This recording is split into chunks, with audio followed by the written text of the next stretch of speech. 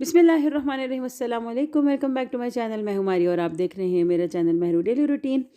कैसे हैं आप सब? खुश रहिए, बात रहिए, से मुस्कुराते रहिए। अल्लाह ताला आपको हम सबको अपने ज़मान में रखे। तो जनाब, इस वक्त आप देख रहे हैं कि मैं फूल तोड़ रही हूँ। कोई गुलदस्ता मैंने नहीं बनाना, बल्कि आज मैं बनाने वाली हूँ बहुत ही मज़ेदार सा हर्बल शैम्पू, और इनको कहते हैं हिबिस्कस फ्लावर। जैसे ही बरसात का महीना ख़त्म होता है, माशाल्लाह से ये पेड़ फिर से हरे भरे हो जाते हैं और इनके ऊपर ज़बरदस्त से फूल आने लगते हैं और इनके पत्ते भी बहुत अच्छे से आ जाते हैं। गर्मियों में इसके ऊपर फूल नहीं आते, लेकिन इसके पत्ते भी काफ़ी कारआमद रहते हैं और सर्दियों में इसके ऊपर फूल भी आते हैं। बहुत सख्त जाड़े के मौसम में ये पौधा ख़त्म हो जाता है, इसलिए हम इनके फ्लावर्स को ड्राई भी कर सकते हैं। तो मैंने यहाँ पर शैम्पू बनाया है। आप देख रहे हैं कि ये पानी कितना ब्लैक और स्टिकी स्टिकी सा और थोड़ा सा जो है वो कंसिस्टेंसी इसकी गाढ़ी नज़र आ रही है। मैंने कुछ भी नहीं किया, सिर्फ मैंने यहाँ पर फूल डाले हैं तकरीबन 8-10, और उसके ऊपर मैंने इसके कुछ पत्तियाँ तोड़कर डाली हैं और बस मैंने इसमें पानी डाल के इसको पकने के लिए रख दिया है। जब मैंने देखा कि पानी अच्छे से गाढ़ा हो गया है तो मैंने इसका चूल्हा बंद कर दिया। जब ये ठंडा हो गया तो मैंने इसको अच्छे से मसल लिया। फिर स्ट्रेनर में डाल के इस तरह से इसको छाना, और आप इसकी कंसिस्टेंसी देख सकते हैं कि ये किस कदर गाढ़ा और स्टिकी स्टिकी सा और थिक टेक्सचर का है। बिल्कुल शैम्पू वाला इसका टेक्सचर आ रहा है। और मज़े की बात आपको ये बताऊं कि इसमें कुछ भी नहीं है, सिर्फ हिबिस्कस फ्लावर्स हैं, उसकी कुछ पत्तियां हैं और पानी है जिसको मैंने पका लिया है। और अनाया लोग स्कूल से वापस आ गए थे, बच्चे स्कूल से वापस आ गए, तो मैंने फिर उसके बाद ये शैम्पू जो है वो अप्लाई करना शुरू किया। तब तक मैंने अपने सारे काम वगैरह ख़त्म किए, खाना वगैरह बनाया। बच्चे भी खाना खा के फ़ारिग हुए हैं, बस बर्तन समेट के। मैंने कहा पहले बच्चों के सर में ये अप्लाई कर दूँ ताकि जो है ना टाइम से ये लोग नहा भी लें। और अभी जो है ना, जब तक ये फूल मेरे पास अवेलेबल है, इंशाल्लाह मेरी कोशिश होगी कि मैं साथ साथ जो है ना ये बच्चों को हर्बल ट्रीटमेंट थोड़ा सा दूँ, क्योंकि इनका टाइम कम होता है फूलों का, ये जल्दी ख़त्म हो जाते हैं। तो अबीर के बाल चूँकि बहुत ज़्यादा हल्के हैं, और मेरा इरादा है बहुत जल्द इनके लिए एक ऑयल बनाने का, ताकि इनके बाल थोड़े से घने हो जाएं। और इनके बाबा बिल्कुल भी अबीर के बाल कटवाने भी नहीं देते, उनको इसके बाल बहुत पसंद हैं। तो मैंने सोचा कि क्यों ना कुछ टोटके किए जाएँ ताकि इनके बाल थोड़े से घने हो जाएँ। अनाया के बाल भी इसी तरह से हल्के हुआ करते थे, लेकिन अनाया के बालों को मैंने बहुत केयर की है शुरू से। इनको ट्रीटमेंट्स डिफरेंट किस्म के मैं देती रहती हूँ, कुछ ना कुछ हर्बल चीज़ें मैं इनके बालों में लगाती रहती हूँ। और पहले बहुत हल्के थे, पतले थे, बिल्कुल गंजा गंजा जैसे अबीर का सर है वैसे नज़र आते थे, लेकिन अब अल्हम्दुलिल्लाह बहुत अच्छे हो गए हैं माशाल्लाह से अनाया के बाल, और बहुत हेल्दी हैं माशाल्लाह माशाल्लाह, बहुत ख़ूबसूरत हैं, शाइनी हैं। और तकरीबन अनाया के 6-7 साल की उम्र तक मैंने इनको जॉनसन्स बेबी शैम्पू यूज़ करवाया है। लेकिन अब चूँकि बाल बड़े हो गए हैं, फिर सर में से अजीब सी एक दिन के बाद ही स्मेल आना शुरू हो जाती है, क्योंकि इनकी स्किन जो है वो इनके बाबा पर गई है और इनकी स्किन ऑयली है। तो फिर जो है ना वो मसला होता है, सर में से स्मेल आती है। तो अब मैंने इनको ट्रेज़मे का जो केराटिन शैम्पू है मेहरून बॉटल वाला, वो यूज़ करना शुरू करवाया है। तो उससे भी बाल बहुत अच्छे हो गए हैं। लेकिन जब मुसलसल कुछ टाइम के लिए जो है ना सिर्फ शैम्पू यूज़ करें तो फिर इनके बाल टूटते भी हैं और ख़राब होना शुरू हो जाते हैं। तो इस वजह से मुझे कुछ ना कुछ हर्बल ट्रीटमेंट साथ साथ रखना पड़ता है, अदरवाइज़ जो है ना वो बालों के डैमेज होने का सिलसिला शुरू हो जाता है। अपने सर में भी शैम्पू अप्लाई कर दिया, बच्चों के सर में भी। और मैंने सोचा कि क्यों ना जानमाज़े वगैरह उतार ली जाए, क्योंकि काफ़ी जो है ना वो धूप इनको लग चुकी है। कल चूँकि फैलाते हुए मगरिब हो गई थी, तो अभी जो है ना वो बेटा मेरा पता नहीं यहाँ कुछ कर रहा था अभी, कुछ लकड़ियों के साथ, और छुरी और पता नहीं बॉटल उठाई हुई थी। आई थिंक उनको शौक़ हो रहा है कि उन्होंने बॉटल में कुछ लगाना है, तो वो बॉटल कटिंग करने की कोशिश कर रहे थे।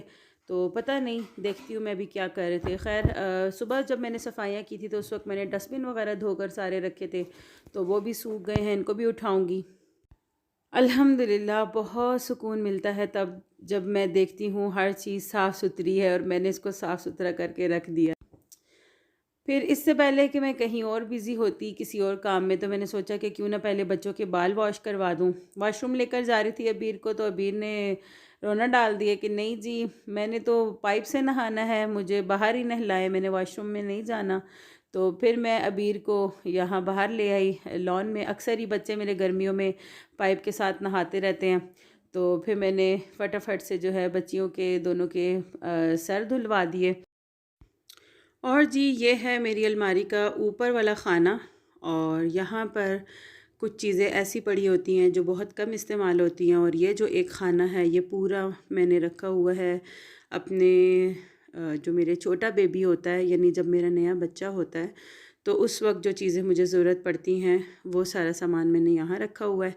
जो पुरानी हो जाती हैं या ख़राब शराब हो जाती हैं वो तो मैं साथ साथ निकालती रहती हूँ, लेकिन यह है कि जो सामान बहुत अच्छी कंडीशन में है, न्यू है बिल्कुल, वो चीज़ें मेरे पास पड़ी हुई हैं। तो ये बैग है, इसके अंदर सारे कपड़े वगैरह होते हैं। पहली बच्ची की दफ़ा जो झूला वगैरह मैंने ख़रीदा था वही झूला अल्हम्दुलिल्लाह अब तक चल रहा है, और उसको भी 10-11 साल हो गए हैं। और साथ में कैरी कॉट है, उसी के साथ कुछ और चीज़ें वगैरह हैं, जो ये खिलौने हैं, एक और दूसरा जो है वो स्विंग कॉट है, और इसी तरीके से एक ये बेबी बेल्ट है, और काफ़ी सारी चीज़ें हैं। तो वो अभी मैं नहीं उतार रही, फ़िलहाल मैंने सिर्फ ब्लैंकेट और इस टाइप की चीज़ें उतारी हैं। ब्लैंकेट उतारा है, ये ब्लैंकेट जब मेरा बेटा होने वाला था आज से तकरीबन 6-7 साल पहले, उस वक्त मैंने सऊदीया से ख़रीदा था। मैं हज पर गई थी तो वहाँ से मैं ख़रीद कर लाई थी। माशाल्लाह से ये आज भी बिल्कुल ऐसा है जैसे कि न्यू हो। इसी तरीके से ये एक ब्लैंकेट है, और साथ में ये वाइट वाला ब्लैंकेट है, ये भी मैंने अपने बेटे की पैदाइश पे सऊदीया से ख़रीदा था, जूनियर्स का। और बहुत अच्छा कॉटन स्टफ़ में निटेड ये ब्लैंकेट है, हल्का, यानी आप इसको एसी वगैरह में भी यूज़ कर सकते हैं और सर्दियों के मौसम में भी यूज़ कर सकते हैं। और जब मेरी बेटी हुई थी तो उस वक्त मैंने ये पिंक वाला ख़रीदा था ब्लैंकेट, और ये भी बहुत अच्छा है क्योंकि बच्चे मेरे दोनों ही सर्दियों में पैदा हुए थे, और अब भी आने वाला जो बेबी है वो भी माशाल्लाह से फ़रवरी में ही आएगा। तो अबीर जो है वो खुश हो रही थी बहुत ज़्यादा कि बेबी के लिए भी खुश हो रही थी कि कोई बेबी आने वाला है।